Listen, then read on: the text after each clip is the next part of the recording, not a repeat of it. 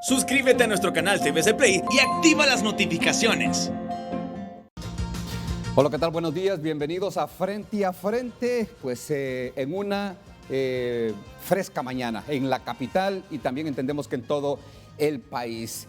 Y bueno, frente a esta advertencia que tiene un ligero sabor a amenaza de que puede haber un cierre, lo decía uno de los invitados en el programa de El Matutino, porque hay preocupación del nivel de contagios que está alcanzando esta pandemia del coronavirus. Así es que las recomendaciones han sobrado estos últimos días porque viene una temporada en la que se da la mayor movilización de todo el año a nivel nacional y la mayor concentración familiar. Y es precisamente las fechas de la Navidad y el cierre del año. Esta vez nosotros, en función y en razón de lo que ha pasado en el país, una sacudida por la naturaleza a sectores bastante vulnerables al cambio climático en el país, pues nos hemos ocupado de traerles a ustedes un tema que tiene que ver con esto precisamente, los desafíos y los retos del cambio climático en el país, pero les ruego la atención porque hay un informe muy interesante de Naciones Unidas que pues revela qué es lo que puede pasar con el país y están haciendo proyecciones al 2050. Vea, el panorama es desolador y desalienta realmente, pero son los números y eso es lo que está de frente, eso es lo que estaría llegando en los próximos años. Y la preocupación mayor es que Honduras se sitúa como entre los 3 países más vulnerables en el mundo al cambio climático. Por eso queremos compartir con ustedes el tema de hoy. Yo les ruego su atención, que estén más que viendo el programa, observando, escuchando, más que oyendo, porque vienen elementos interesantes. Y vamos a compartir con ustedes la pregunta que tenemos planteada para el día de hoy del programa, porque algunos dicen, bueno, tenemos estadísticas y números de lo que podría pasar en los próximos años, pero ¿qué se está haciendo internamente para salir al paso del cambio climático? Si nosotros somos de los 3 países, creo que Puerto Rico, hay otra nación que está seriamente amenazada por el cambio climático y estamos nosotros, Honduras, que iremos y enfrentaremos consecuencias bastante lamentables en los próximos años. Así que compartimos con ustedes la pregunta, luego volvemos después de la pausa comercial para presentarle a nuestros invitados y el desarrollo del tema. Así es, licenciado, muy buenos días a nuestros televidentes. De inmediato le damos a conocer el tema de este jueves para que participe con nosotros a través de las redes sociales. ¿A quién de los aspirantes a ocupar la presidencia de la República le ha escuchado propuestas para hacerle frente al cambio climático en el país? Deje sus comentarios, sus sugerencias y también sus consultas a nuestros panelistas a través de @FrenteAFrente HN en Twitter y Facebook, nuestras redes certificadas. ¿A quién de los que aspiran a ocupar la presidencia de la República le ha escuchado propuestas para hacerle frente al cambio climático en el país? El tema de hoy en Frente a Frente. Frente a Frente presentó el tema del día.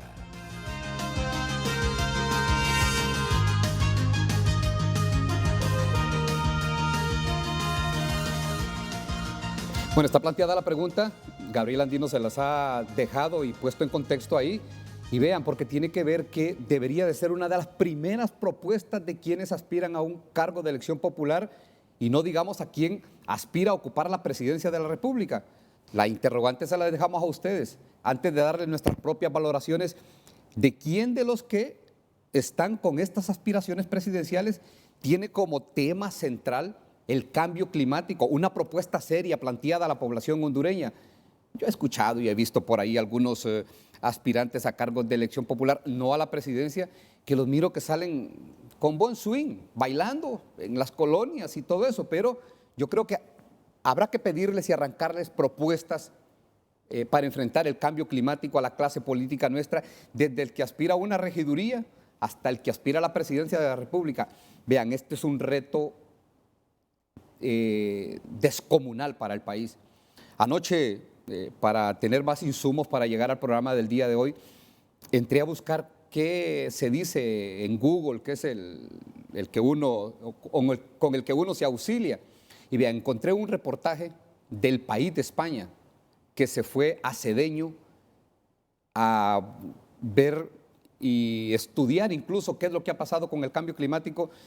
Les vamos a presentar un reportaje que ellos hicieron, lo hicieron por escrito y tienen un video de cómo el mar ya prácticamente ha entrado y se ha comido buena parte de Cedeño y la proyección que hacen para los próximos años, cómo se va a perder el 20% de esa comunidad. Y lo dicen los pobladores, Así que les ruego la atención porque sí tenemos interesantes insumos de un informe que incluso salió el martes de esta semana de Naciones Unidas y que lo vamos a compartir con ustedes del desafío y el reto que representa para Honduras el cambio climático, qué va a pasar con las sequías, con las inundaciones y con todo lo que significa estar prácticamente desprotegidos frente a una amenaza latente y presente. Y ya ustedes se dieron cuenta hasta dónde llega nuestra vulnerabilidad con los dos fenómenos naturales que azotaron al país al hilo. La pausa comercial y volvemos con el reportaje que les hemos adelantado y prometido para que ustedes vayan haciéndose una idea, pero sobre todo también vayan creando conciencia del descomunal reto que nos espera frente al cambio climático. Ya volvemos.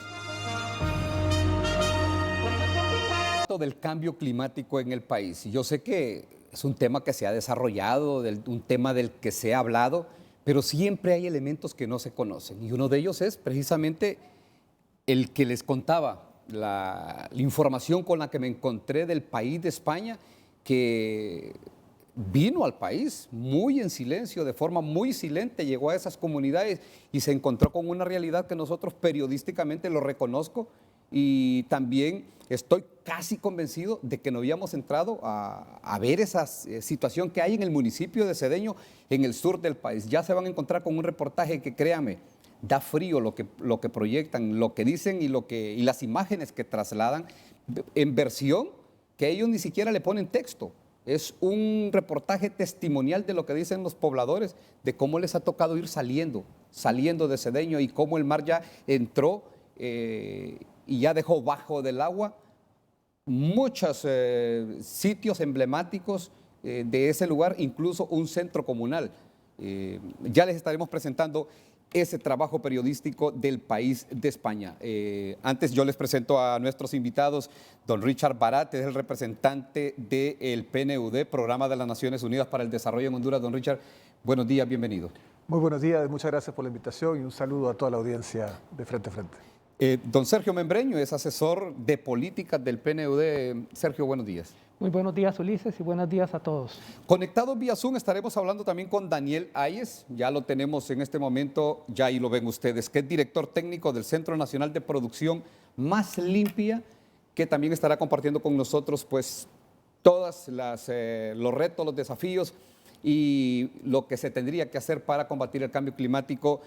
Daniel, buenos días, le escuchamos. Bueno, buenos días a la audiencia nacional de Frente a Frente y a nuestros amigos del PNUD. Bueno, si ustedes me lo permiten, tanto ustedes, los televidentes, como los invitados al programa del Frente a Frente, me gustaría que compartamos este reportaje del País de España que lo sacó de las profundidades del municipio de Cedeño al sur del país, un municipio de Marcovia, que pertenece a Marcovia, y que revela el impacto del cambio climático. Y vean que ellos titularon el trabajo que vinieron a hacer aquí a Honduras, dice Honduras, la zona cero del cambio climático en América Latina. Así que miramos el reportaje y les ruego que le pongan mucha atención.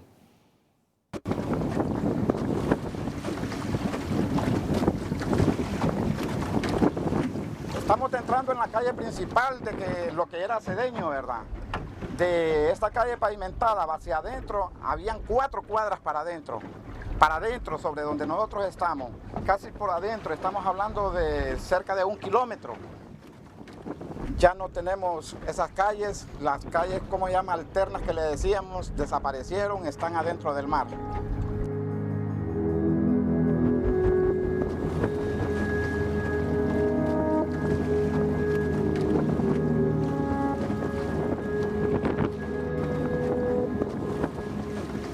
ha ido avanzando, nosotros vamos retrocediendo, pero ya no tenemos espacio para retroceder más. Estamos preocupados porque cada día más sigue avanzando el mar y sin ninguna esperanza de que los hijos de nosotros puedan tener un futuro mejor. Todo esto ya no existe ya, todo esto ya se perdió. Todas estas viviendas, hoteles, restaurantes que habían, se perdieron. Primeramente, darle gracias a Dios porque estamos con vida todavía. Que hemos perdido lo material, pero la vida la tenemos todavía por gracias a Él. Yo tenía esta propiedad y tenía otras propiedades cuando fueron afectadas primeramente las que tenía más adentro del mar. Después se cayó, tenía otra más para acá, me ubiqué acá. También se perdió y tenía otra allá por el centro comunal, también el mar se la llevó. Me quedé con esta última, que en el 2018 se perdió, el mar se la llevó. Y yo no quería irme porque le tenía un gran amor, porque me había costado tanto construirlo y hacerlo. Yo esto lo construí de Estados Unidos, porque antes yo iba a trabajar, porque gracias a Dios me fui legal, me fui con visa, y Dios me dio buena mentalidad, porque pensaba en estas alturas de estos años, mire, yo ahora no puedo trabajar, ahí donde me mira, paso acostada en una hamaca, ¿qué dinero voy a recibir? Todo lo que trabajé en Estados Unidos está dentro del mar.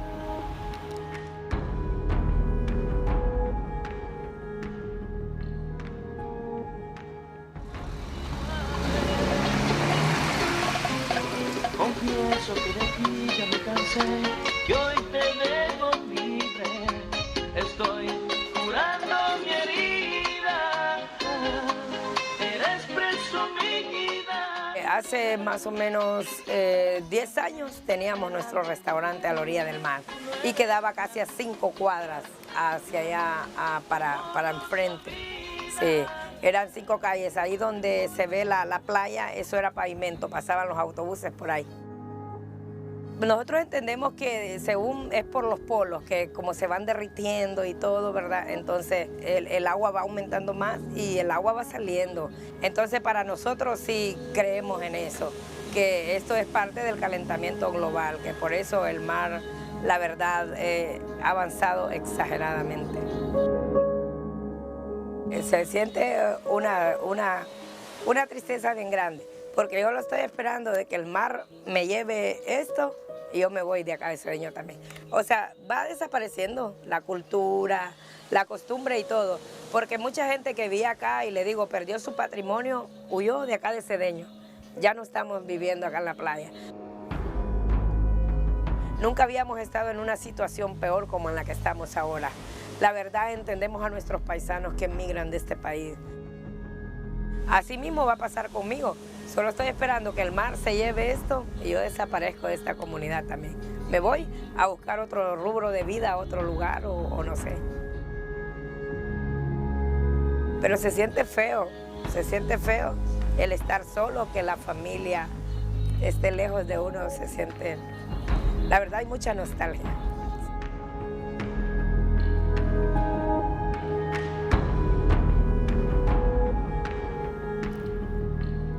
Bueno, esta es una realidad que ven ustedes, se relata con lágrimas, con mucho dolor y con mucha nostalgia de personas que dicen, bueno, ¿qué va a pasar? Y decía la señora, todo lo que yo construí en los Estados Unidos, porque ella se fue de manera legal y hacer su dinerito para construir su futuro aquí en Honduras, ahí está abajo del mar, dice. Y dice el que va en la lancha que abajo del mar está también el centro comunal y que ha ido avanzando y que es una de las zonas más golpeadas por el cambio climático. Don Richard Barato, ustedes el martes justamente este índice de desarrollo humano, que me dice lo actualizan año con año, un trabajo que lo hacen de manera permanente, está plasmado y revelado la mayor preocupación precisamente este desafío del cambio climático. Así es, el informe de desarrollo humano del 2020 introduce una nueva métrica al índice de desarrollo humano que incluye la presión planetaria. De hecho, el IDH, el índice de desarrollo humano, existe desde hace 30 años. En 1990 ya venía a revolucionar las métricas tradicionalmente conocidas como por ingreso. O sea, cómo se medía el progreso de los países exclusivamente mediante ingreso. En 1990, el Informe de Desarrollo Humano del PNUD introduce la métrica ya que incorpora variables sociales como el acceso a la educación, el acceso a la salud, y rompe por completo con ese concepto tradicional del ingreso, en donde realmente distorsionaba políticas públicas que buscaban maximizar ingresos sin necesariamente preocuparse por el bienestar de las personas. Entonces, 30 años después, se introduce experimentalmente la variable de presión planetaria dentro de la métrica, de la forma de medir del progreso humano. Y esa presión planetaria es realmente la presión que ejercen los seres humanos sobre su entorno. Y realmente ha sido revelador cómo mueve distintos países que se encuentran hoy ubicados en el ingreso de desarrollo humano muy alto hacia abajo. Y no hay nadie, no hay ningún país del mundo que se encuentra en ese cuadrante en donde tiene un alto nivel de desarrollo humano y al mismo tiempo una baja presión planetaria. Entonces, el progreso está tradicionalmente asociado a la presión que ejercen los países sobre el planeta. Y es por eso que este índice de desarrollo humano, que este informe de desarrollo humano, busca romper con esa dinámica, crear una hoja de ruta para promover políticas públicas que al contrario busquen generar un progreso en materia humana al mismo tiempo que se mejoran las condiciones planetarias. Ese es el desafío, ese es el propósito. El informe va mucho más allá del diagnóstico, busca generar una cantidad de propuestas por donde ir mejorando justamente el enfoque de las políticas públicas planetarias en este caso. Y pone énfasis en la interrelación que existe entre las condiciones de vulnerabilidad por razones de pobreza, por razones de desigualdad, con las del planeta y del entorno, ¿no? Entonces, realmente nosotros estamos muy satisfechos y como decía el profesor Friedman, ¿no? Si no se puede medir, no existe. La idea de introducir esta métrica es para ayudarle a los países a preocuparse por estos temas. Existían en los 80 países con altísimo nivel de ingreso, pero con condiciones de vida muy bajas. Y hoy está sucediendo lo mismo en relación al planeta. Existen países con niveles de progreso humano en el sentido de acceso a educación, de acceso a salud, de acceso a ingreso, pero no protegiendo su entorno del planeta, y eso lo hace, no lo hace sostenible. Y ahí es donde está el desafío. Y el informe del PNUD lo que busca es poner el dedo en el renglón en ese sentido, y se notan caídas. Hay 50 países de desarrollo humano alto que salen de la esfera de desarrollo humano alto por presión planetaria. 50 países que caen en la clasificación de rango por país, de nivel de progreso, por la presión planetaria que ejercen. Hay países que son emblemáticos, ¿no? Luxemburgo cae 131 puestos, Singapur 92 puestos, Estados Unidos cae 45 puestos. Y hay países que suben. Costa Rica sube 37 puestos, Honduras sube 6 puestos y así sucesivamente. Entonces hay una cantidad de variables que son muy interesantes de analizar, y al mismo tiempo es una manera de responsabilizar a los países que más presión planetaria ejercen y generar dinámicas para que contribuyan de forma más significativa en proteger el ambiente, en proteger las emisiones de gases. Está plasmado acá de que en el caso de Honduras, o lo dice el documento que ustedes tienen o el reportaje que leí aquí, Honduras no genera gases de efecto invernadero, o sea, casi nada, pero es el que sufre precisamente las consecuencias de los países industrializados.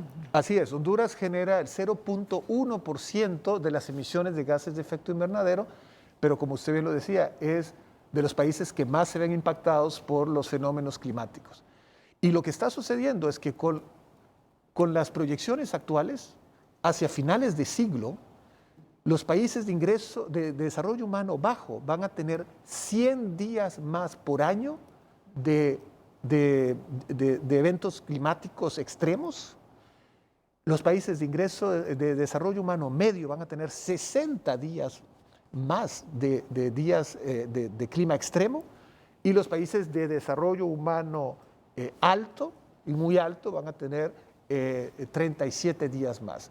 O sea que, bueno, todos van a sufrir, pero el impacto va a seguir siendo mayor sobre los países menos avanzados y que menos presión ejercen sobre el planeta. Muchos, luego que hemos visto el paso de ETA y IOTA, en menos de 15 días, 2 fenómenos naturales sacudieron el país. Y yo sé que hay muchas personas que dicen tierra adentro, en el Valle de Sula. Esto no nos pasó cuando hace 20 y tantos años llegó el Mish. Pero ahora o vean las situaciones en que nos han dejado. Estaba viendo en este trabajo, en este índice de desarrollo humano, Sergio, que las proyecciones que hacen para futuro, para los próximos 50 años o al 2050, son bastante preocupantes y dan escalofríos porque hablan de situaciones muy pronunciadas, sobre todo en el campo. Y me llama la atención el número que encontré en este trabajo que ha hecho el Programa de las Naciones Unidas para el Desarrollo, de que la gente va a buscar del campo a la ciudad, va a dejar el campo para buscar la ciudad, y también producto de todo este calentamiento global, y van a venir a meter presión a la urbanidad en países como los nuestros. Sí, quizás vale la pena hacer una contextualización de lo que implica el paradigma de desarrollo humano. Es un paradigma dinámico en el sentido de que trata de tener una interpretación más holística de lo que es el desarrollo, pasando obviamente de los temas sociales como educación y salud, después incorpora el tema de género, después incorpora el tema de las desigualdades, que es fundamental porque las desigualdades afectan fuertemente a las sociedades. El caso hondureño lo afecta bastante.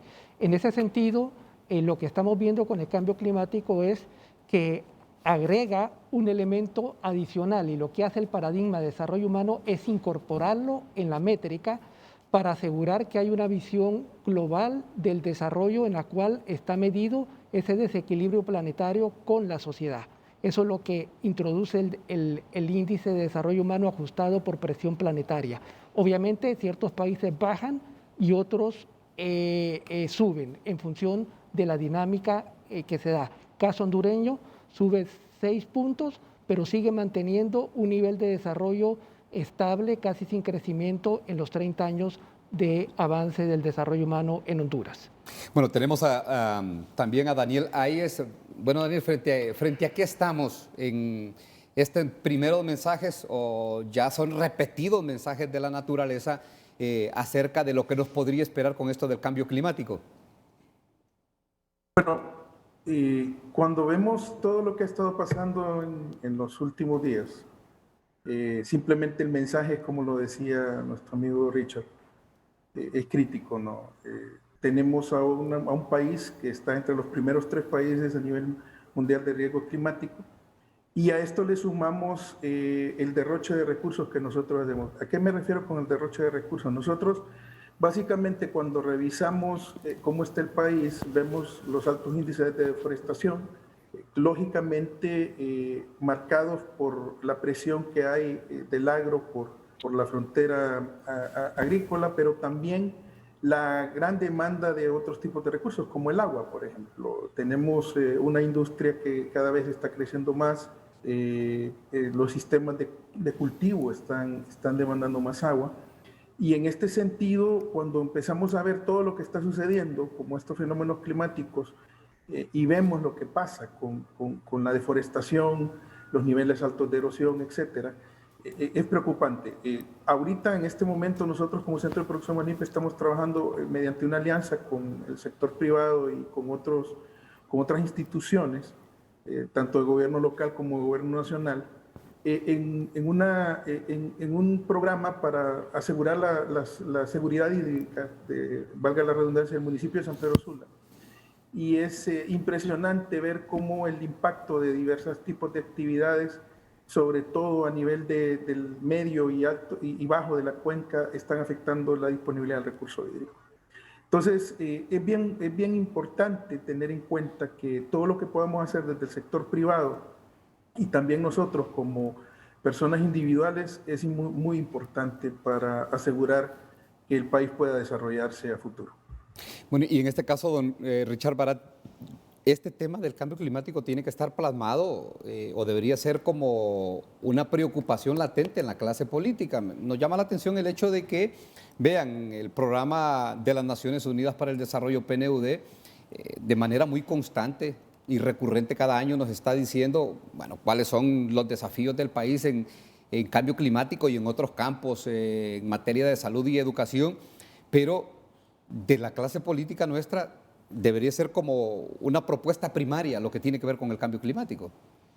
Sí, realmente el tema de atacarse a las vulnerabilidades de un país y construir y reforzar su resiliencia es y debe seguir siendo una gran prioridad. O sea, realmente el desafío está también en el tipo de abordaje de políticas públicas. Este informe propone políticas públicas que llamamos nosotros de última generación. Y las políticas públicas de última generación no son más que un esfuerzo de pensarlas de manera integral. No se puede abordar ningún tema de forma sectorial. Se necesitan hablar entre políticas públicas. Le voy a poner un ejemplo que no tiene que ver con cambio climático. Si usted quiere abordar la problemática de seguridad ciudadana, no solo va a fortalecer la policía, tiene que dinamizar espacios públicos, tiene que crear oportunidades de empleo, tiene que realizar una cantidad de acciones en diversas dimensiones. Es lo mismo con las vulnerabilidades. A final de cuentas, hay que fortalecer la educación, hay que fortalecer las inversiones resilientes, ¿no? Y eso es también una oportunidad de negocios a largo plazo, infraestructuras resilientes, ciudades inteligentes, etcétera, etcétera. Y a final de cuentas, lo que permite construir esas políticas públicas con enfoque integral es tener un impacto múltiple, no solamente mejorar la capacidad de resistir a los embates del clima, sino al mismo tiempo mejorar la capacidad de innovación del país para encontrar soluciones justamente que hoy no las tenemos. No las tenemos, porque uno podría decir, y hace 10, 15 años diría, bueno, vámonos con energías renovables, porque los combustibles fósiles están dañando el planeta de forma acelerada.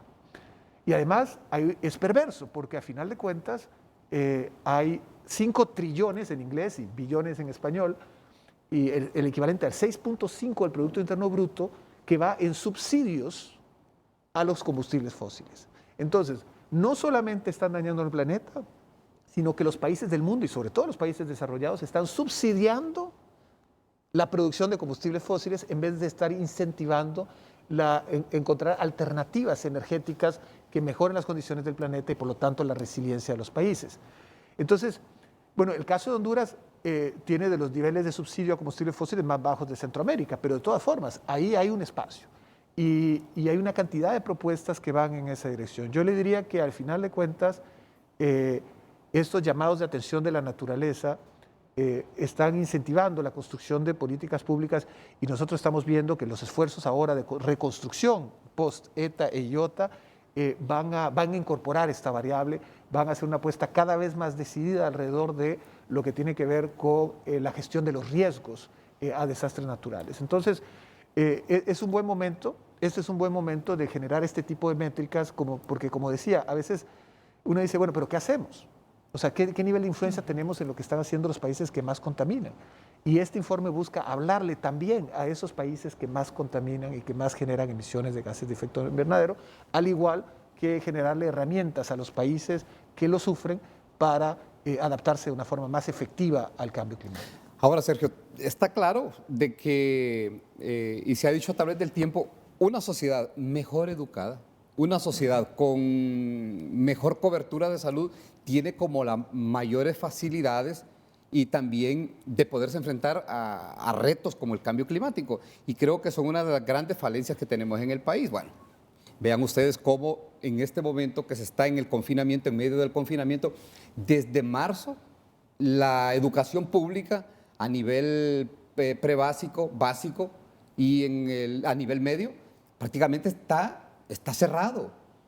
estos jóvenes, estos niños no han tenido acceso a la educación. ¿Y qué va a pasar con ellos? Ahora están hablando de que al cierre del año, o ya lo hicieron, se han promovido al grado siguiente. ¿Y esto de cuándo lo vivimos? En el 2009. En medio de eso también se volvió a dar otra situación como esta. Frente a esas situaciones, realmente es como muy o materialmente imposible pensar en que podemos tener una sociedad a futuro preparada para enfrentarse a retos como el cambio climático. Sí, quizás dos reflexiones que yo haría serían las siguientes. Primero, los desequilibrios planetarios, y el informe lo presenta, generan efectos negativos en los niveles sociales de un país. Un país con altos niveles de desigualdad tiene menor capacidad de poder hacer frente a esos desarrollos. Y esto lo conecto con la pregunta que usted hacía en relación a los liderazgos. Si no entendemos bien el problema multidimensional y las varias facetas que esto tiene como multicrisis y diferentes dimensiones, y en el caso hondureño, problemas estructurales que vienen del siglo XX, pero que no fueron resueltos, y ahora en el 2020 se unen efectos climáticos, aunque es bueno contextualizarlo. En 1908 hubo la fiebre María en Honduras y hubo una primera tormenta tropical. De 1950 al 98 con el Mitch, 10 huracanes. O sea, de alguna manera no es totalmente nuevo. Lo que está pasando es que convergen todos estos problemas estructurales y obviamente hacen más difícil la solución. Por lo tanto, los liderazgos políticos, me parece a mí, que deben de tener esa comprensión multidimensional de lo que es esta problemática. Y por lo menos yo diría 3 conceptos conectados con esa pregunta suya. Uno, un liderazgo visionario que articula el corto y el largo plazo, porque estos problemas tienen ya incidencias actuales, pero también tienen una dinámica hacia adelante en el futuro. 2, tiene que haber altos niveles de competencia y eficiencia para asegurar que las respuestas son las mejores. Y tercero, yo introduciría el elemento ético conectado con la sociedad y también con los temas ecológicos y ambientales. La ética es mundial, la ética debe estar unida a esa visión de liderazgo para dar respuestas. Bueno, y nosotros planteamos la pregunta y la dejábamos para compartirla con todos ustedes de a quienes de los que aspiran a un cargo de elección popular, pero en este caso a la presidencia de la República, tiene dentro de su programa, porque creo que es ya el tiempo de empezar a escuchar cuáles son sus propuestas. Y ahí, ¿quiénes conciben y quiénes tienen plasmada la propuesta del cambio climático? Yo no recuerdo en la elección anterior si había una propuesta concreta, y ahora que estamos frente a esta embestida de la naturaleza en el Valle de Sula, Santa Bárbara y prácticamente en todo el país, ¿cuál es la propuesta? ¿Qué es lo que se propone? Pero algunos dicen es que estos temas son como muy tibios, y algunos otros se van por generar la discordia, la descalificación, haciendo a un lado estas propuestas, que estas deben ser las propuestas de país. Vean, vienen situaciones complicadas que tienen que ver con las sequías, después vienen los temporales, las épocas de lluvia que ahora se están haciendo más cortos, pero más violentos. Y estas propuestas hasta ahora no se ven en los planteamientos políticos, que no ha llegado el momento de presentar sus planes de gobierno, estamos claros, pero ya estas son como las vísperas de lo que podemos esperar en una campaña para una elección primaria y luego para una elección general. De momento, no escuchamos a alguien que muestre una real preocupación por este enorme desafío para los próximos años, que es prácticamente la visión que tiene nuestra clase política, o alguien que vaya mucho más allá y proyecte qué podría pasar y qué se podría hacer para los próximos 50 años. Vamos a salir con el primer compromiso comercial. Regresamos para ahondar acerca de los desafíos que tiene el país, los desafíos de Honduras dentro de los 3 países más vulnerables al cambio climático en el mundo. ¿Qué se puede esperar y qué se puede hacer en los próximos 50 años? El desafío, les decíamos anteriormente, es descomunal. Ya regresamos. ¿A quién de los que aspiran a ocupar la presidencia de la República le ha escuchado propuestas para hacerle frente al cambio climático en el país? @Frente a Frente HN en nuestras redes sociales, y de inmediato damos a conocer sus respuestas. Al que le he escuchado propuestas del cambio climático es al doctor Marlon Escoto, ya que es parte de su formación académica. También dice Migman, si el gobierno que anda pidiendo fondos a la ONU no ha hecho nada para paliar los efectos del cambio climático, los medios no informan sobre eso. Sería mucho pedir que los candidatos tengan propuestas. Tarde, pero aún es bueno que cubran ese tema, dice. Y eso es lo que estamos haciendo. Ana Martínez, a nadie, y son los mismos de siempre que buscan ganar las próximas elecciones. Todos los candidatos han tenido la oportunidad de hacer algo al respecto al tema. El Partido Nacional, con casi 12 años en el poder, ¿qué ha hecho? Xiomara Zelaya como primera dama, ¿qué hizo? Y en un segundo tuit comenta, utilizan el tema en sus discursos para excusarse por lo que no hacen, para pedir fondos en apoyo a la mitigación y adaptación al cambio climático. En el país no existe ningún tipo de políticas y mucho menos que se hagan realidad, hablando de cambio climático. El último mensaje de Cindy Rodríguez dice, Xiomara Castro lleva como designado presidencial al joven Lucky Medina, quien ha abierto desde hace mucho tiempo una lucha frontal para la protección del medio ambiente. Sin duda libre lleva como un eje transversal en su plan de gobierno la lucha contra el cambio climático. Estos son algunos de sus mensajes, opiniones y participaciones en nuestras redes sociales ante el tema de este jueves. ¿A quién de los que aspiran a ocupar a la presidencia de la República le ha escuchado propuestas para hacerle frente al cambio climático en el país? Continuamos con más de Frente a Frente. Bueno, es que no es llevar en las planillas a alguien que se preocupa para el cambio climático, es plantear la propuesta, dejarla plasmada, y no debería ser quien va para el Congreso Nacional, que si armonizan criterios, que bueno, porque están dentro del mismo partido político, es el candidato presidencial, es quien aspira a un cargo de elección popular, el que en algún momento le va a tocar salir a abogar por Honduras al mundo para que le den un trato diferente para hacerle frente al cambio climático. Con don Richard Barata hablábamos en este momento lo que significa los índices de pobreza que se quedan marcados en el país en función de todos estos retos del cambio climático, don Richard. Sí, claro, o sea, al final hay un círculo vicioso y una relación bastante estrecha entre los niveles de desigualdad, los niveles de pobreza, con el deterioro ambiental en general. Y bueno, es un mundo complicado porque si uno tiene 26 personas, individuos, que concentran la misma riqueza que 3.800 millones de personas, más de la mitad del planeta, pues entonces hay un problema de desigualdad. Y América Latina es de las regiones más desiguales del mundo y Honduras es de los países más desiguales también. Así que hay un desafío muy grande en materia de desigualdad. Efectivamente hay un desafío en materia de pobreza y eso tiene una correlación muy estrecha con el tema del ambiente. Honduras está perdiendo el equivalente de la superficie de la mitad de la isla Utila por año en bosques. O sea que en 2 años la superficie de la isla Utila desaparece. En 4 años desaparece el espejo del lago de Yohoa, el equivalente en bosques. O sea que todavía hay niveles de deforestación fuertes y ahí hay mucho por hacer porque el bosque ayuda a mejorar la resiliencia del país. Entonces hay un desafío en materia, pero se están haciendo muchas cosas, pero hay que implementar. En Honduras hay una estrategia nacional de reforestación, ya hay un plan de acción de estrategia nacional contra el cambio climático, hay un plan nacional de adaptación. Pero estos planes, Richard, se encaminan.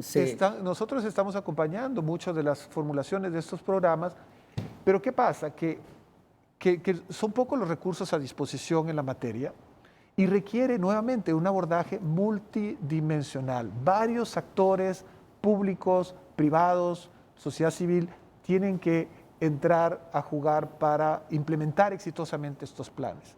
Y a final de cuentas es cierto que no hay recursos, o sea, al final hay una necesidad de redefinir las ciertas estructuras de subsidios y de canalización de recursos para priorizar algunas de estas acciones.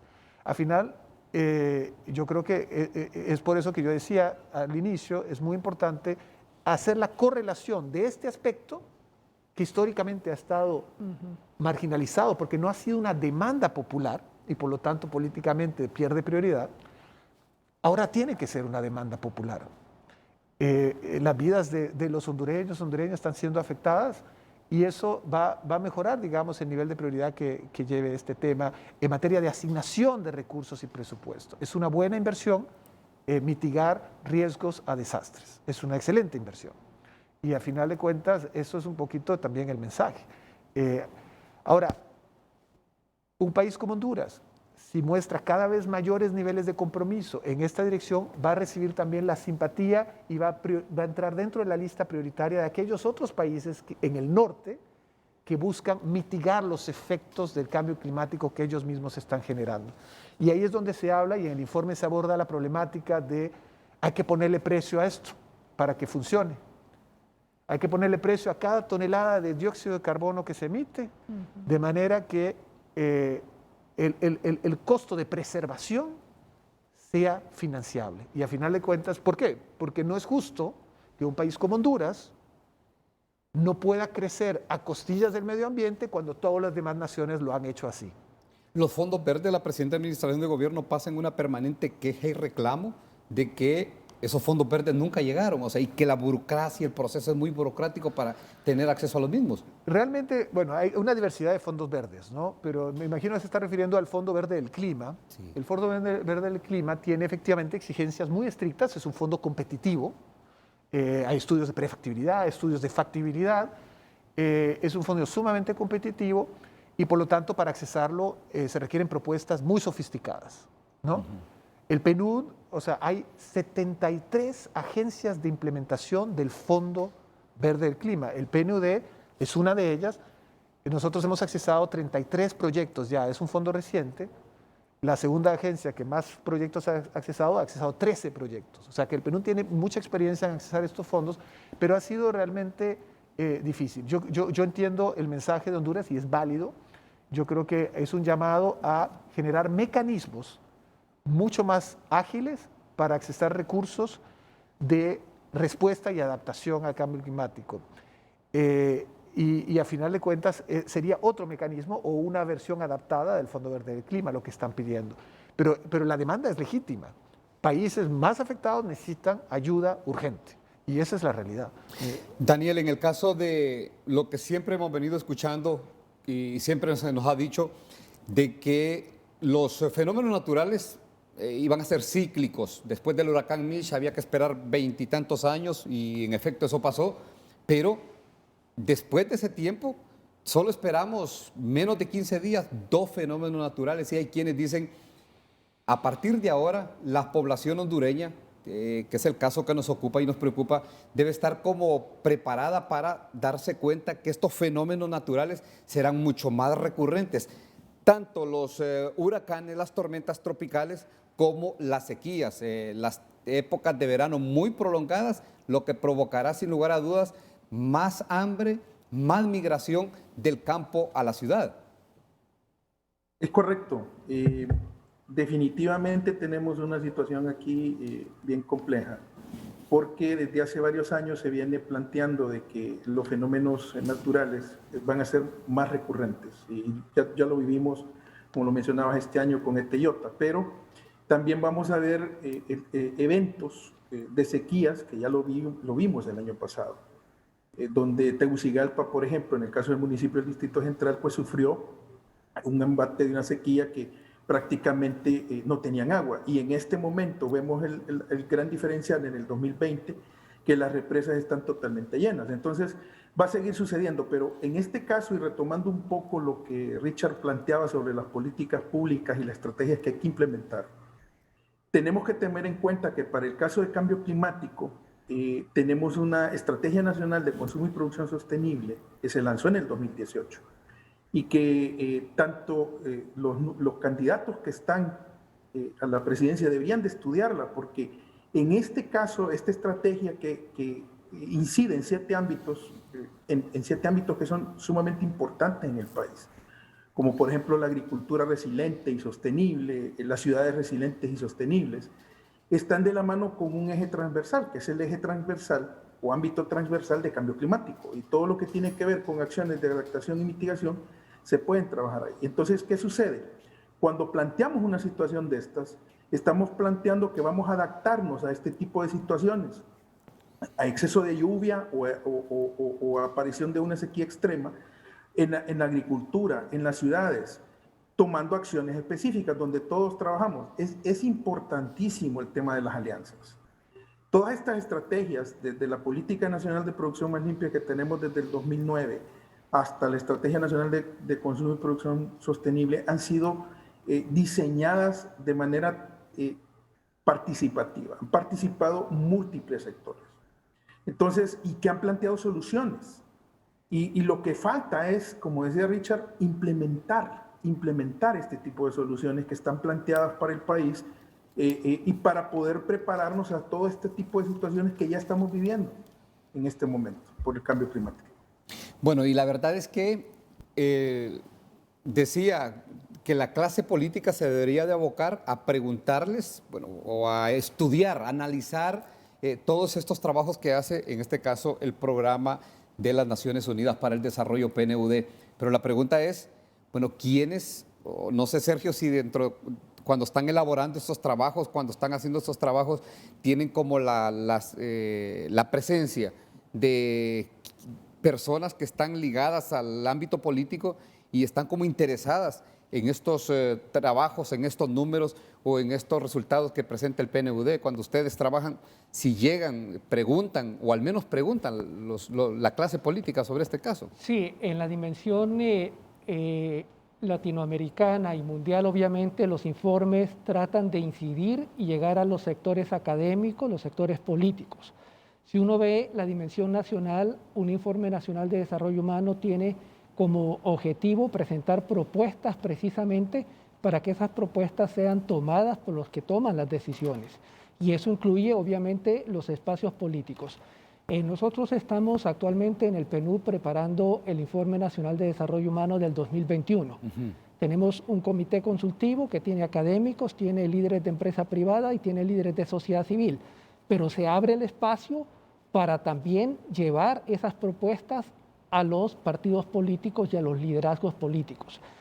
Creo que una de las lecciones que en América Latina los informes de desarrollo humano han tenido es que tienen mucha calidad y contenido, pero que se debe de asegurar que llegan a los que toman las decisiones. Y creo que ese es uno de los desafíos que estamos enfrentando hoy día. Y como lo señalaba, con un grado de complejidad mayor.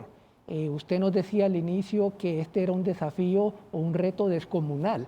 Y realmente es un reto, una multicrisis de muchos frentes que implica tener una articulación conceptual y práctica de qué hacer. Pero por otro lado, los liderazgos son claves, pero tienen que ser colectivos. Es decir, no solo liderazgos desde los partidos políticos, sino liderazgos de sociedad civil, porque al final, ¿dónde se hace el desarrollo? ¿Y dónde afecta el cambio climático? En las comunidades, en la dimensión local. Creo que esa articulación es clave manejarla. En concreto, los informes sí abren un espacio para poder incidir y ese es el desafío principal para nosotros. ¿Cómo involucrar a la población en a volver una población que tenga un reclamo más permanente, más puntual en función de estos desafíos del cambio climático? Y cuando digo que tengan el reclamo o que sean más puntuales en el reclamo hacia la clase política, hacia los que mueven los hilos de la nación, Richard.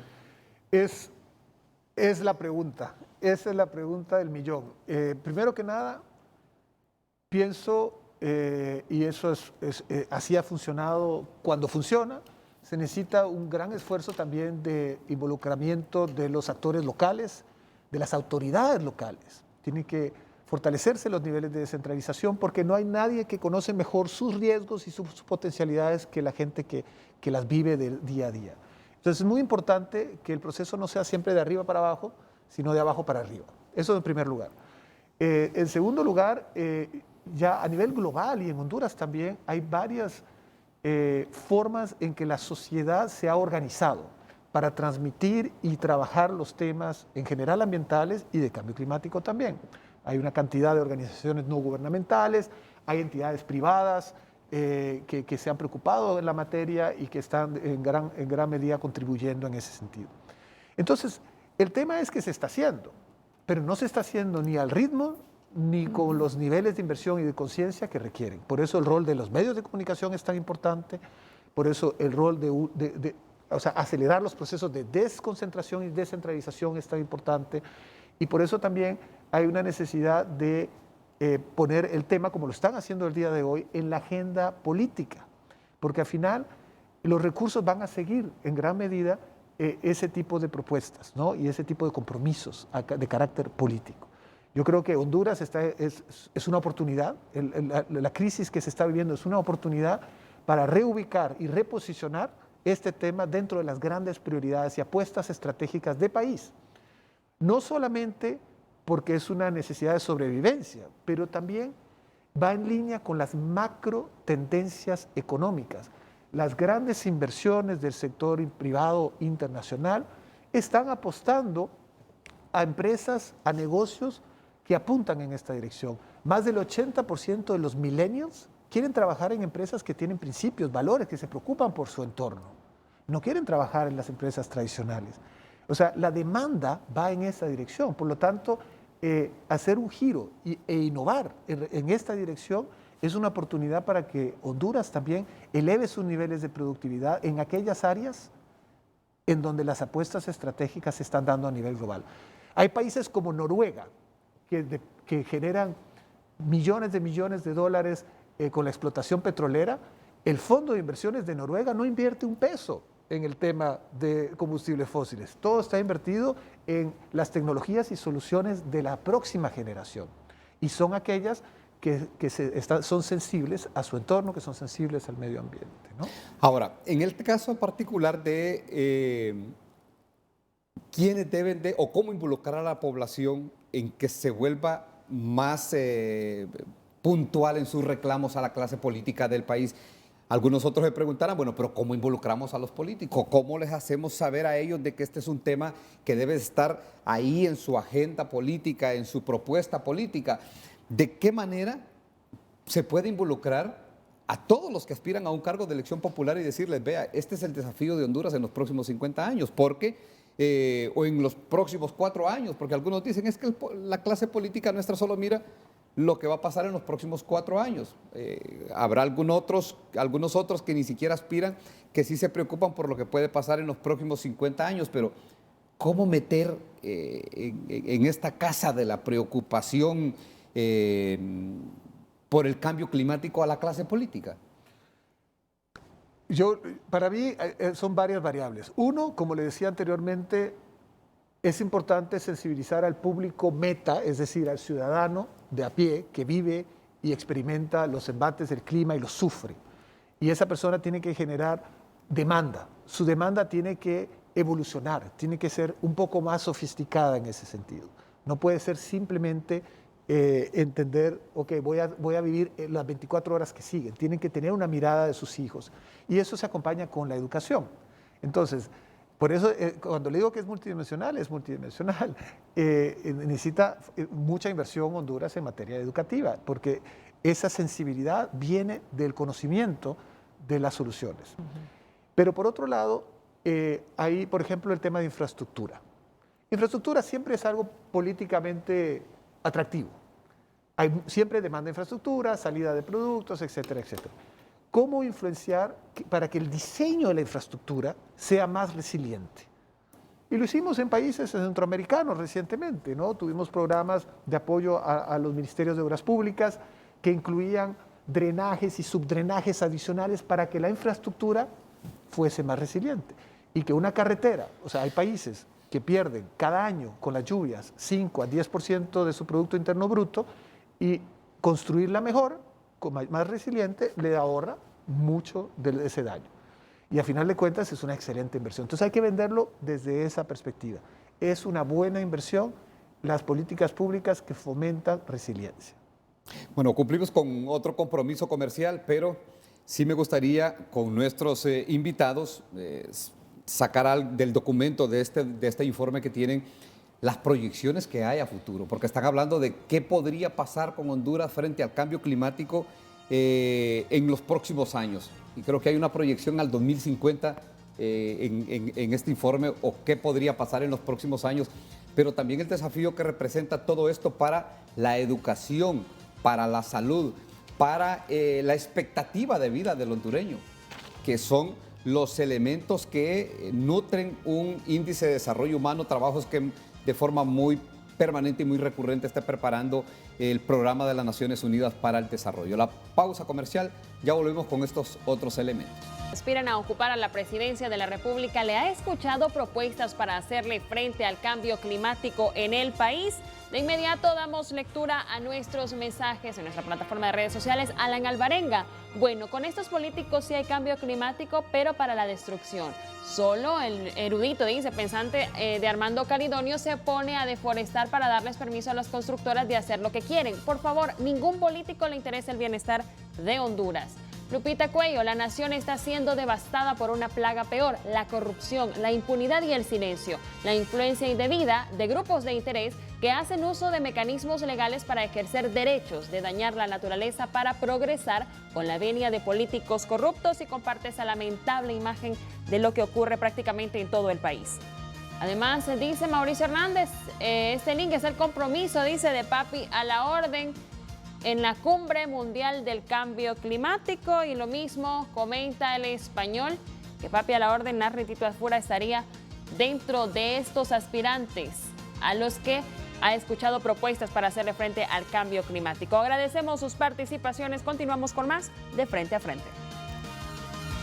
Bueno, yo particularmente sí no he escuchado propuestas serias o un plan de gobierno, y algunos podrían salir en defensa de los mismos políticos y decir, o de los que aspiran a la presidencia de la República, es que no es el tiempo para presentar un plan de gobierno, porque ni siquiera hemos entrado al tiempo permitido para hacer estas propuestas previo a las elecciones primarias.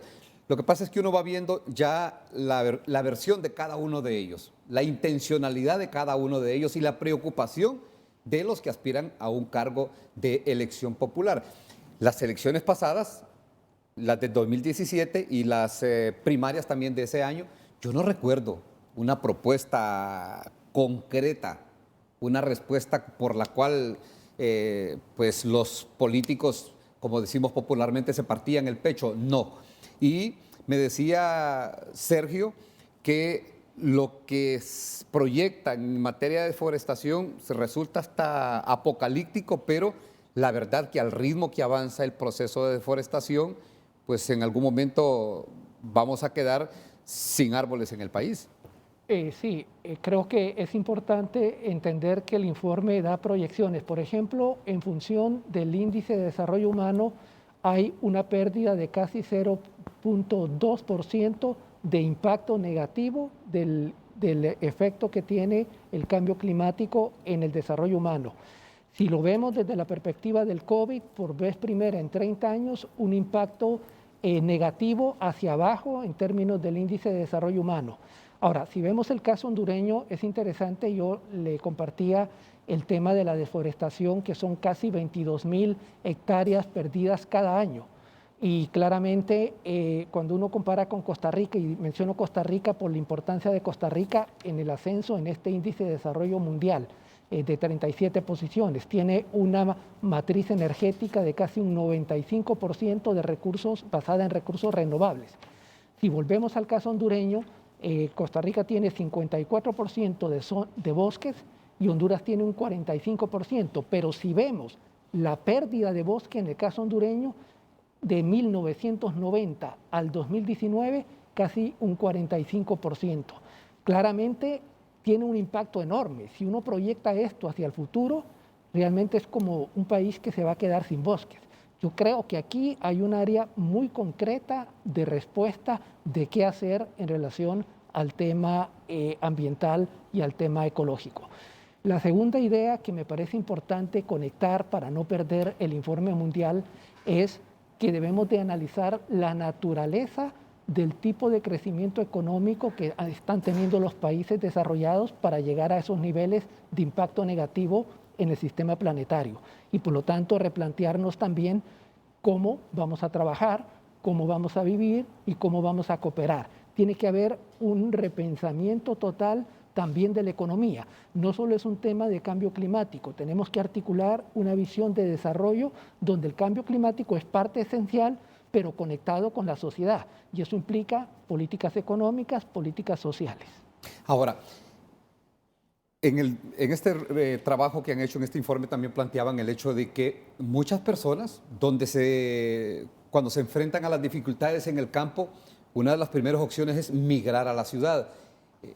¿Qué números manejan ustedes en el caso particular de Honduras, si lo tienen a mano o lo recuerdan, del porcentaje de migración que se puede dar del campo a la ciudad en los próximos años, don Richard Vara? Honduras sigue las tendencias latinoamericanas en ese sentido.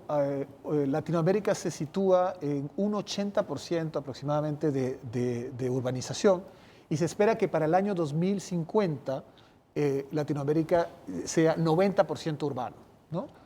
Que el 90% de la población total esté en la urbanidad. Eso es en América Latina. Sí. No significa en San Pedro Sula o Tegucigalpa, no estoy hablando de Honduras. En América Latina, sí, la idea es que se concentre en cascos urbanos, ¿no?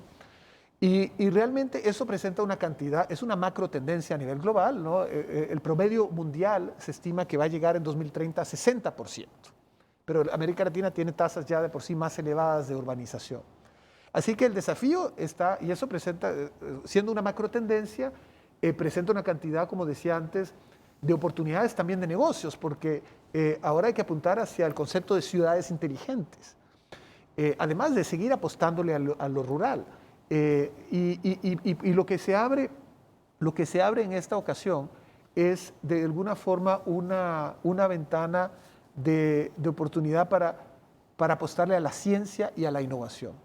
Porque realmente hoy no contamos con los elementos para retroceder o detener el nivel acelerado de progresión del cambio climático.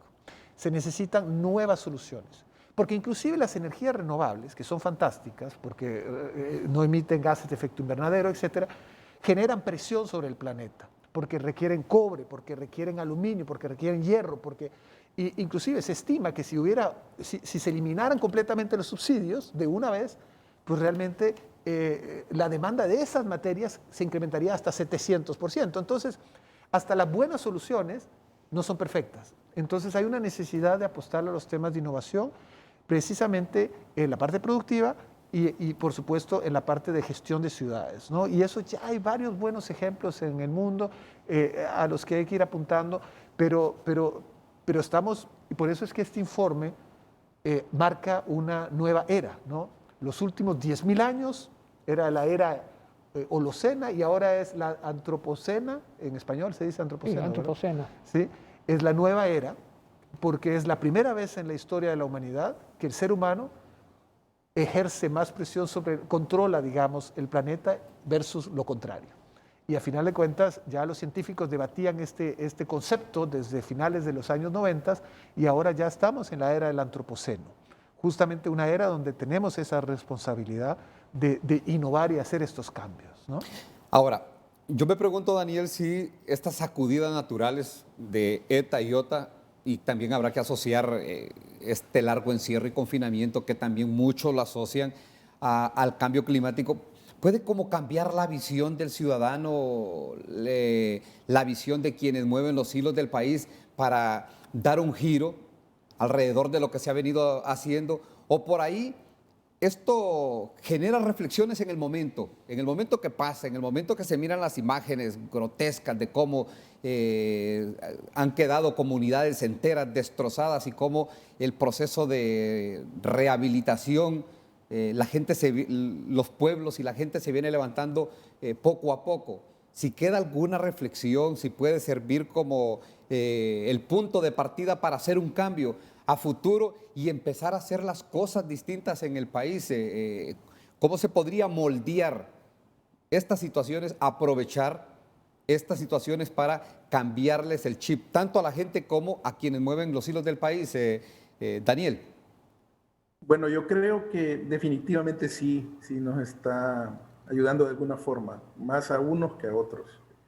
Es un claro ejemplo ver cómo esta situación de la pandemia, por ejemplo, ha obligado a innovar. Richard mencionaba ahorita el tema de innovación e investigación, que ha sido importante. A mí me ha tocado ver dentro del sector privado muchas empresas que han innovado todos sus procesos y productos en base a adaptarse a lo que la nueva realidad trae consigo. Pero eso está sucediendo también con nosotros, los individuos.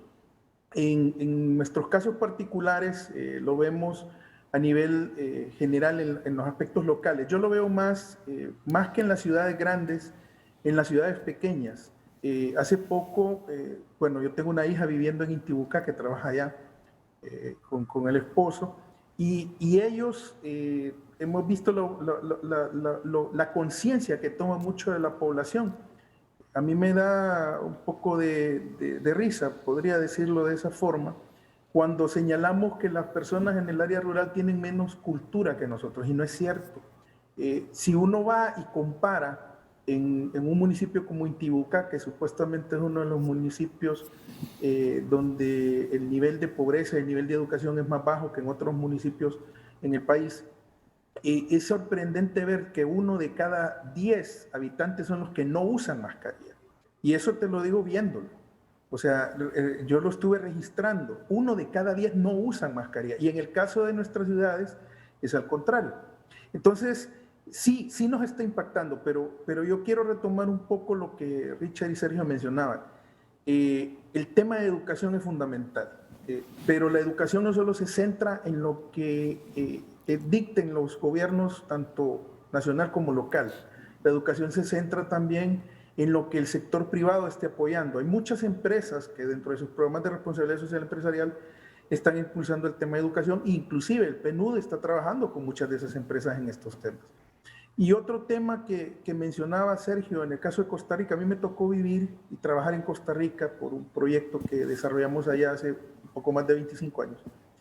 Y Costa Rica es un ejemplo que se evidencia con esto que mencionaba Richard sobre el incremento en 32 puestos cuando uno ve este maravilloso informe que ha presentado el PNUD considerando el aspecto del impacto planetario.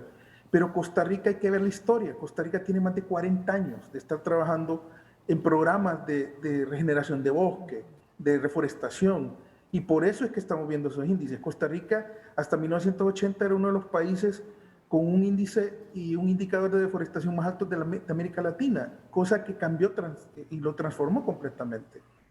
Entonces, es importante aprender de lo que están haciendo nuestros vecinos, pero esto se basa en un principio básico, la responsabilidad que tengan nuestros políticos. El tema de descentralización que mencionó Richard es fundamental. Estamos preguntando, en esta inquietud se plantea hacia los candidatos presidenciales, pero hay que ver que mucho del desarrollo de un país tiene que ver con el desarrollo local en los municipios. Y entonces yo traslado la pregunta también, ¿cuántos de los candidatos a alcalde a que nos van a gobernar localmente están trabajando con este tema? No digo que lo están proponiendo, están trabajando ya. Y hay que verlo. Y cuando uno ve eso, cuando uno ve que hay alcaldes que lo están haciendo a nivel local, empieza a ver que hay éxito. A mí me toca como Centro de Producción Más Limpia trabajar también a nivel local. Tenemos alianzas con muchos municipios y lo estoy viendo. Y se los digo, es realmente impresionante ver cómo este tema de cambio climático para ciertos niveles de gobierno local ha sido muy importante, porque se han dado cuenta que tienen pocos recursos, en algunos de ellos falta el agua, y lo que han hecho son programas masivos de reforestación, de conservación de áreas, de conservación de microcuencas. Entonces hay ejemplos que tenemos que hay que retomar. Pero como mencionando lo que tú decías, sí creo que hay muchos de nosotros que están repensando un tema, por ejemplo, que se viene en este momento, es este tema del teletrabajo. Muchos de nosotros hemos aprendido que podemos desarrollar muchas cosas desde la casa, y ha sido difícil, porque a mí me toca trabajar desde casa, y ha sido difícil, pero esta es una parte de la innovación que nos ha permitido esta pandemia. Y en el tema ya del riesgo climático, pues nos está mostrando, está evidenciando el trabajo que tenemos que hacer con la comunidad, con todos los que nosotros nos rodeamos. Yo viví el caso de un ejemplo de unos vecinos nuestros, de una colonia residencial vecina nuestra, aquí más o menos 1,5 kilómetros, que debido a ETA ellos pasaron pues por ciertas necesidades y se prepararon muy bien con Yota, y no tuvieron que pasar por ese tipo de problemas otra vez. Entonces creo que sí, definitivamente nos está dando una herramienta de innovación todo lo que ha estado pasando este año y espero que aprendamos mucho todos para seguir impulsando estos cambios. Bueno, yo creo que tiene que haber un liderazgo nacional en esta información que debe trasladársele a las comunidades, debe trasladársele a las fuerzas vivas de las comunidades de la protección del medio ambiente. Yo hace poco, estos últimos días, hice un viaje por Valle de Ángeles y Santa Lucía y notaba con sorpresa que en estos lugares no hay ni deslaves ni derrumbes y los efectos del temporal que pasó, pues prácticamente no existe ningún efecto, no quedó ninguna huella, ninguna herida en esas montañas, pero cuando uno viene y mira allá tierra adentro, estoy hablando de comunidades de Lempira, incluso de Intibucá, y uno ve la afectación de estos lugares y se pregunta, bueno, ¿qué pasó con estas comunidades que por antonomasia cuidaban el medio ambiente, el bosque?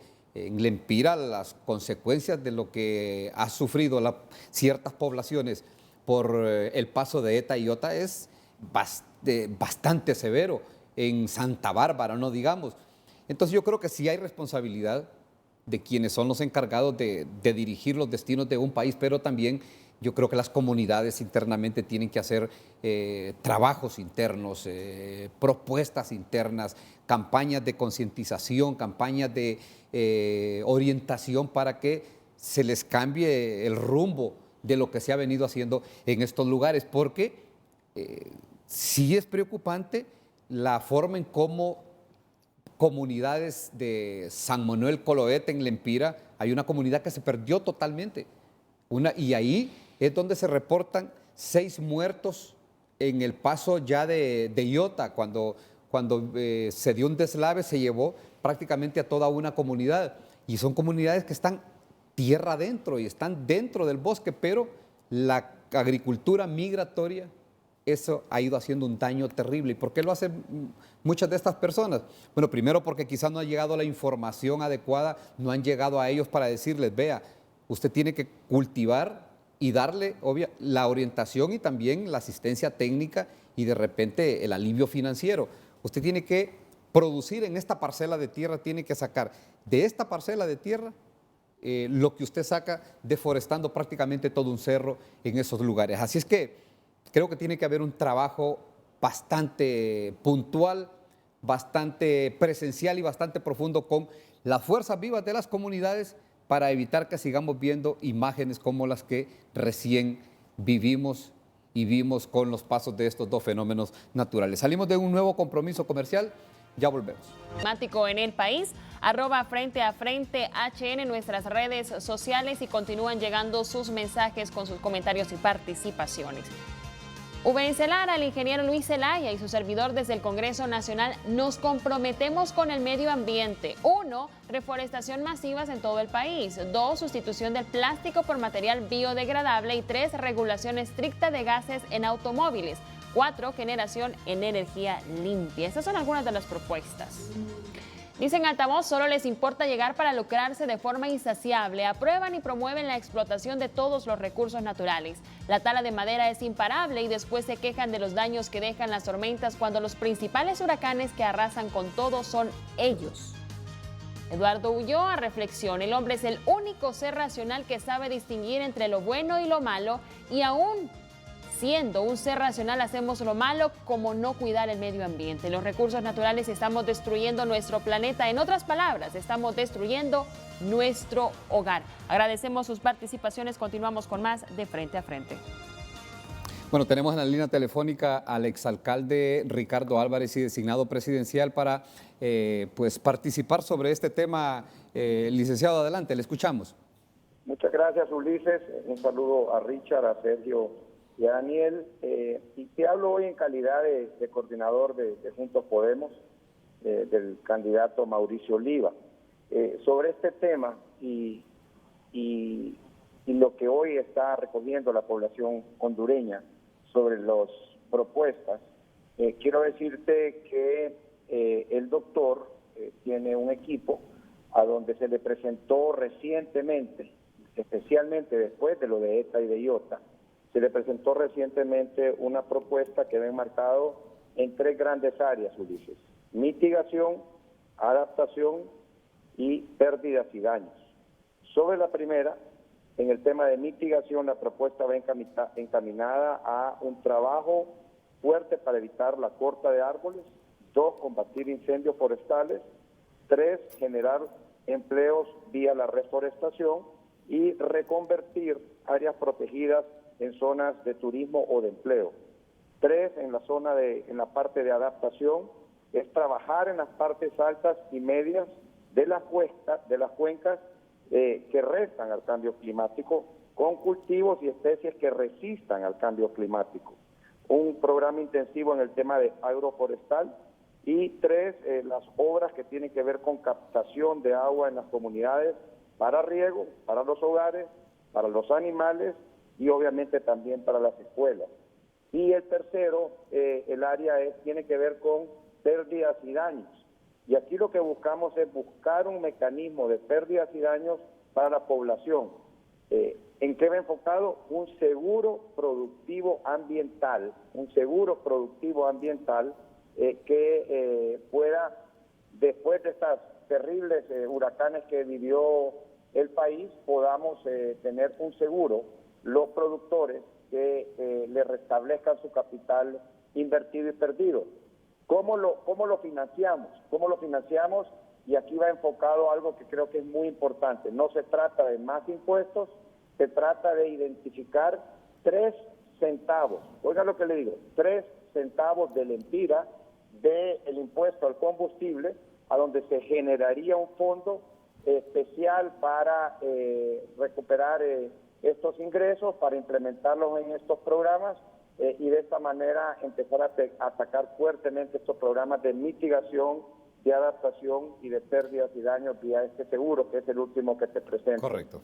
El doctor Oliva está consciente de la necesidad de aplicar también estas cosas ahora, pueda y que lo someta en los próximos días al Pleno para que también sea una de los cambios o iniciativas que puedan venir en el próximo presupuesto.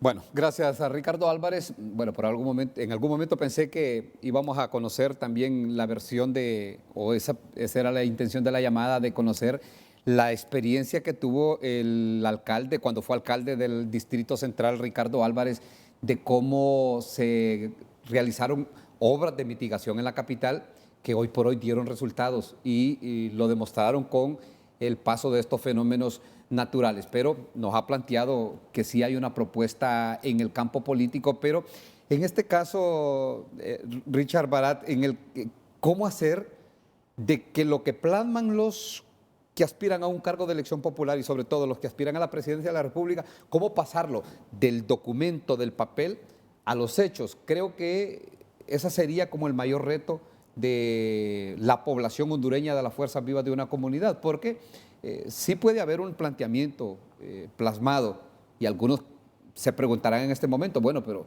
el doctor Mauricio Oliva en este caso es presidente del Congreso Nacional, él es autoridad.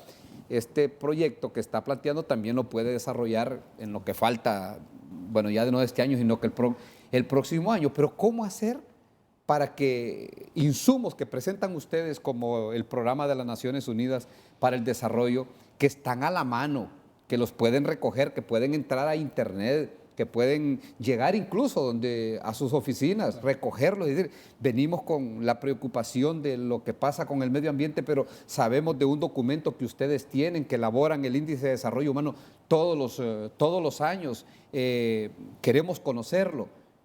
¿Cómo hacer para que se interesen por esto, para que si plantean una propuesta la lleven a la realidad? Sí, mire, yo soy un funcionario internacional, gobernar supone... No soy gobernante, pero gobernar supone prioridades que compiten entre sí frecuentemente. Y mire, yo creo que al final tiene que ver con la pobreza. Y la razón por la cual tiene que ver con la pobreza es que es muy difícil pedirle a que alguien se preocupe por el medio ambiente si no tiene que comer al día siguiente. O sea, y por eso le decía, es sumamente importante vincular, porque está estrechamente vinculado la problemática de desigualdad, de pobreza y ambiental. Entonces, y es mutuamente reforzante y a final de cuentas la pobreza es causa y efecto en gran medida del deterioro ambiental. Entonces, cuando uno ya aborda el problema de ese ángulo de manera integral, entonces ya cobra prioridad dentro de la agenda pública, porque la prioridad va a ser lógicamente darle de comer a la persona antes, o no darle, pues darle los medios para que pueda alimentarse y salir de la pobreza. Entonces, lo que busca este enfoque, este programa, este informe, es dar esas herramientas a los gobernantes. Y ustedes lo comparten con la población en general. Sí, lo compartimos con la población en general y vamos a hacer un lanzamiento en el mes de enero, vamos a hablar con las autoridades para trasladarles, digamos, las distintas propuestas y que sean consideradas, ¿no? No todo es aplicable a Honduras. Obviamente hay particularidades de país, hay muchas cosas que ya se están haciendo, que hay que reconocer que se están haciendo, y hay otras que hay que hacer mucho más. Y entonces ese es un poco el tema. Yo creo que ya hay conciencia en el planeta, hay conciencia en las autoridades. Recientemente he visto reuniones de los jefes de Estado de Centroamérica con la Organización de Naciones Unidas, etcétera, para hablar del tema de adaptación al cambio climático. Ahora, hay necesidad de invertir recursos propios, no solo se puede esperar recursos de afuera, pero lógicamente son recursos que van a apostarle a la mayor productividad, a la reducción de pobreza y por supuesto a la protección del entorno del medio ambiente. Insisto, y lo mencionaba también Daniel, o sea, hay que apostarle a una transición en la productividad. O sea, Honduras está en una posición privilegiada en donde puede apostar por nuevas soluciones tecnológicas y de alguna forma eso le va a ayudar mucho a reducir su presión sobre el planeta, pero más importante aún, a posicionarse como un socio estratégico de otros países en materia productiva. Y ahí yo le voy a decir, como todo en desarrollo, la clave del éxito es la gobernanza. Entonces, hay que generar mecanismos de gobernanza que faciliten la participación ciudadana. Y yo creo que ahí hay algunos avances notables en materia, por ejemplo, de gobierno digital. Y ese tipo de soluciones van a permitir hacer visible los desafíos y, por lo tanto, también los avances.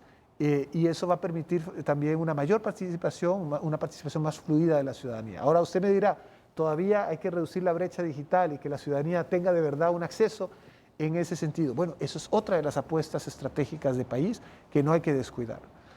Y yo le voy a decir, y el informe del año pasado de Desarrollo Humano del PNUD, que se refería a las desigualdades, el planeta ha reducido tremendamente las desigualdades desde los años 90, pero ahorita se están generando nuevas desigualdades que están cada vez más agudas, y una de ellas es la brecha digital. Los países desarrollados y de índice de desarrollo humano alto están reduciendo la brecha digital 15 veces más rápido que los países de desarrollo humano bajo. Y en materia de educación superior, los países de desarrollo humano alto están reduciendo esa brecha 6 veces más rápido que los países de ingreso de desarrollo humano bajo. Entonces, ahí está clara la hoja de ruta, hay que apostar en esos temas. Ahora, Sergio, esta brecha digital aquí en el país quedó muy marcada justamente en este encierro y confinamiento que hemos tenido, cuando, y esto sí, yo lo miré con mucha preocupación, pero también con bastante dolor, el hecho de ver las escuelas privadas en el país no perdieron, solo cambiaron de modalidad, dejaron de ir de manera presencial a las escuelas, pero todos en sus casas se quedaron conectados al computador, siguieron sus clases, siguieron su ritmo, pero también pude ver tierra adentro. En unas vacaciones profilácticas que nos dio la empresa, tuve la oportunidad de estar en el interior del país y ver cómo las escuelas estaban cerradas y los niños andaban a la deriva.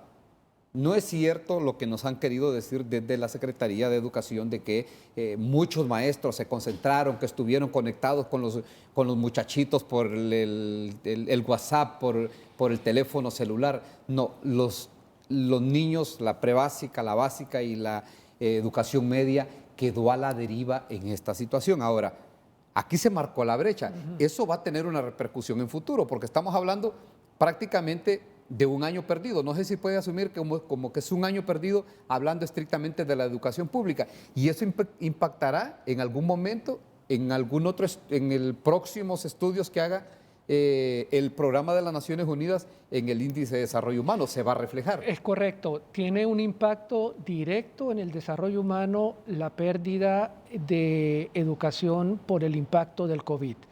Está demostrado en los estudios que se han hecho tratando de medir el impacto del COVID que el sector educación a nivel mundial ha sufrido fuertemente. Obviamente, países como Honduras hay que ver que el índice de educación medido por la tasa de escolaridad es de 6.6.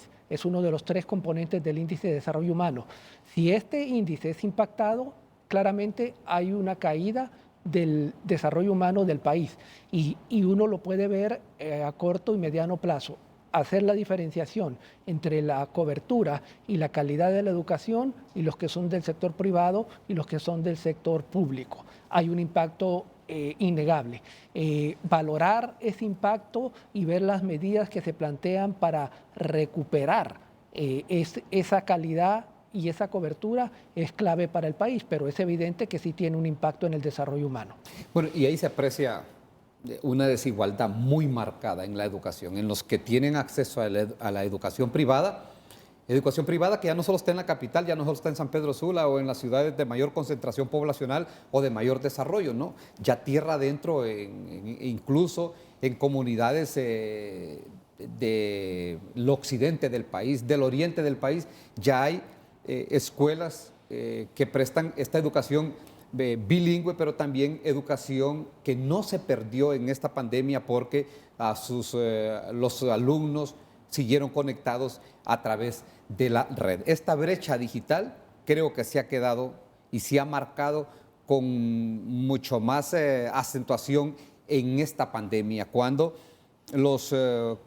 la gran mayoría, los que están en el sector público, quedaron buscando una respuesta de qué se podía hacer, y habrá que decir que se rescatan algunos maestros que de manera muy particular buscaron la forma de cómo llegar a los alumnos, pero el resto, el 90-95% de estos niños los van a promover al siguiente grado, pero sin tener el conocimiento que debieron adquirir y guardar en ese tiempo que estuvieron prácticamente a la deriva. Vamos a sacar frente a frente con el tema de hoy. ¿A quién de los que aspiran a ocupar la presidencia de la República le ha escuchado propuestas para hacerle frente al cambio climático en el país? Carlos Navarro, el único candidato que está listo no solo para proponer, sino para actuar, es el doctor Marlon Escoto. Los demás lo dudo, dice. Dice también JR Guandique, no puedes pedir peras al olmo. Son el problema que hay que erradicar. No puedes pedir que piensen o amen. Nacieron sin piedad a la vida, dice. Kay Boden pregunta, ¿tiene el PNUD programas para apoyo a los municipios que se esfuerzan para fortalecer la resiliencia humana y de los ecosistemas ante los efectos del cambio climático? Puerto Cortés trabaja fuertemente enfrentando estos desafíos.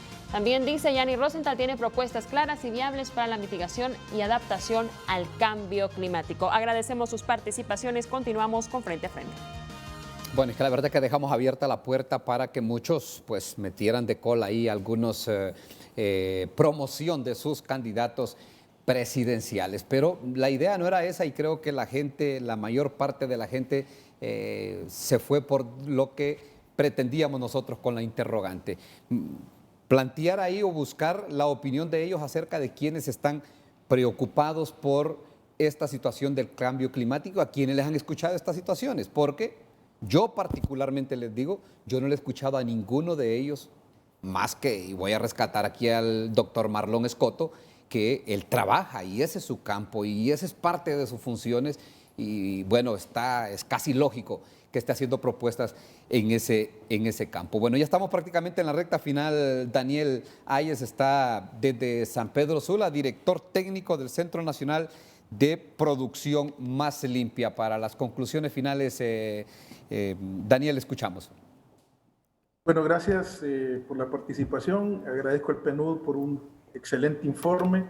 He tenido la oportunidad de leerlo casi completamente. Nos está generando muchos insumos Creo que va a ser, como decía Richard, un instrumento importante para tener esto. Y para finalizar, pues yo quisiera enfocar 2 puntos. Uno, ¿cómo puede un candidato tomar en cuenta estos temas de cambio climático? Sencillo. Enfocarse mucho a las alianzas público-privadas, utilizar las plataformas del sector empresarial que están abogando por temas de educación y temas relacionados a adaptación de cambio climático. Y el otro, que es muy importante, tomar en cuenta las estrategias de pago por servicios ambientales que se están implementando en muchas comunidades a nivel nacional. Creo que eso sería muy relevante tomarlo en cuenta. Bueno, gracias a Daniel Ayes desde San Pedro Sula. Doctor Richard Barat, había un interrogante que planteaba también uno de nuestros televidentes que sí me gustaría que le dé respuesta así muy brevemente, porque también dentro de su participación final quisiera que ahondáramos en estos 100 días de clima extremo, que es una proyección que al ver uno lo que se da a conocer, pues da un poco de frío de lo que puede pasar. Sí, bueno, primero para contestarle al televidente, sí, nosotros como PNUD tenemos un portafolio de programas de apoyo al país, trabajamos con diversas instituciones y lo que buscan es justamente brindarle acompañamiento a nivel comunitario, a nivel municipal, a nivel nacional, alrededor de los temas de cambio climático en particular. Así que adaptación y mitigación, un poco en ambos rubros. Sobre los 100 días, bueno, sí, realmente la proyección en ese sentido es apocalíptica, ¿no? 100 días de clima extremo en países de ingreso de desarrollo humano bajo, 60 días es la proyección de clima extremo para países de desarrollo humano medio y 37 días para países de desarrollo humano alto. Esa proyección que se va a dar en el transcurso de nuestras vidas, ¿no? O sea, es algo que nosotros, o por lo menos nosotros posiblemente vamos a ver, posiblemente no, pero seguramente, o sea, sin lugar a dudas nuestros hijos, porque se va a dar en este siglo.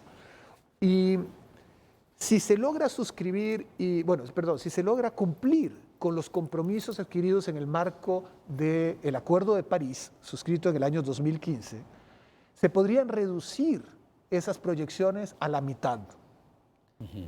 Entonces, está realmente en manos de los países tomar las acciones necesarias para revertir estas tendencias. Y todavía hay un inmenso espacio, como decía al inicio, de innovación. Solo 6% de los materiales que se extraen del planeta son reciclados. Ahí hay un inmenso espacio de innovación.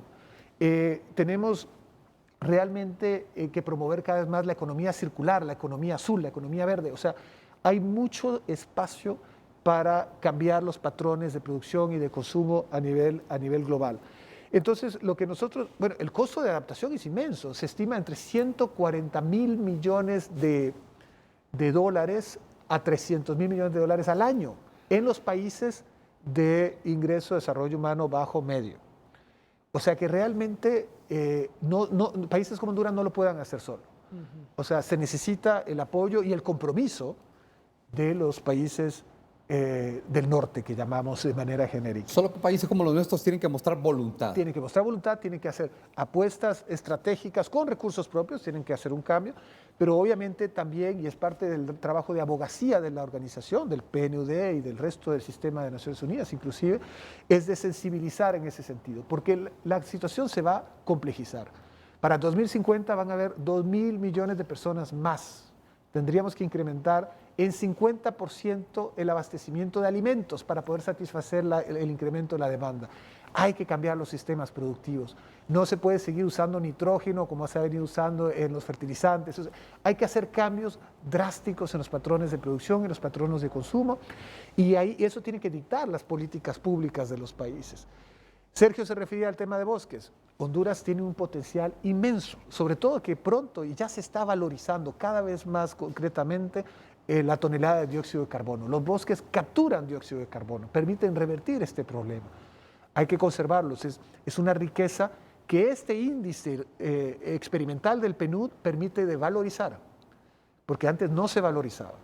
Y si no se mide, como decía Friedman, no existe. Entonces, la idea de tener un índice experimental de esta naturaleza es para que todos los países se vean en un espejo y digan, yo tengo mucho progreso por realizar en este ámbito, y esto incluye el país número 1 en desarrollo humano, que es Noruega. De hecho, el lanzamiento se hizo con el primer ministro de Noruega el martes de este informe, y todos los demás países que han alcanzado niveles de progreso humano muy elevados.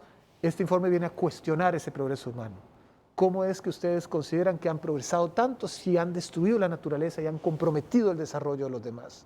Y ustedes mismos se están viendo comprometidos en el futuro. Ese es el mensaje de este informe, y nosotros vamos a promoverlo. Vamos a tener un informe para América Latina y el Caribe a principios del próximo año, y a mediados del próximo año estaremos lanzando el informe nacional de Honduras de desarrollo humano, que va a tener un enfoque más amplio y con énfasis en los temas de Estado de Derecho. Bueno, gracias a Richard Barat, representante del PNUD en el país, con esta información que nos ha trasladado de este informe, y está pendiente el informe que ya vendrá de manera más puntual para el país. Solo si me repite ese número, 2.000 millones de personas más, me decía, tendremos en los próximos... De aquí al 2050. Al 2050.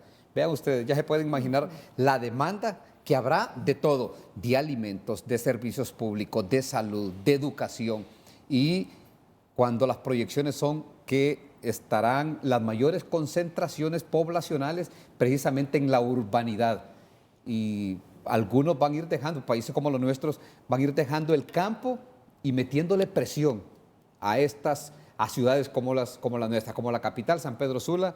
Estamos hablando de Honduras, La Ceiba, o sea que los pronósticos, como lo decía el doctor Richard Barat, son apocalípticos de lo que nos podría venir. Sergio Membreño, asesor de políticas del PNUD, conclusiones finales.